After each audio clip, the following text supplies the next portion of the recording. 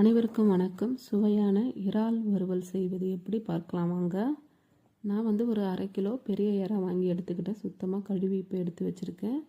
தேவையான பொருட்கள் சேர்த்துக்கலாம். 1 ஸ்பூன் அளவுக்கு காஷ்மீர் சில்லி பவுடர், 1/2 ஸ்பூன் அளவுக்கு வீட்டு மிளகாய் தூள், இஞ்சி பூண்டு கூடயே தேவையான அளவுக்கு மிளகு சீரகம் சேர்த்து அரைச்சி எடுத்துக்கிட்டேன். இப்போ 2 ஸ்பூன் அளவுக்கு இஞ்சி பூண்டு விழுது சேர்த்துக்கலாம். தேவையான அளவுக்கு உப்பு சேர்த்துட்டு இப்போ நல்லா பிசைஞ்சு விட்டு எடுத்துக்கலாங்க.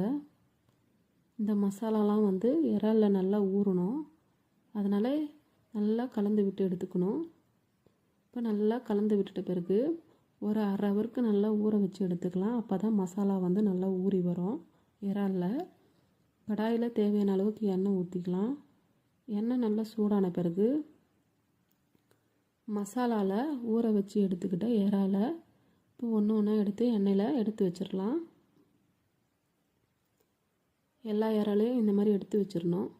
எடுத்து வச்சுட்டு அடுப்பை ஸ்லோ பண்ணி வச்சுக்கலாம். ஒரு 10 நிமிஷம் ஒன் சைடு அப்படியே நல்லா வெந்து வரணுங்க.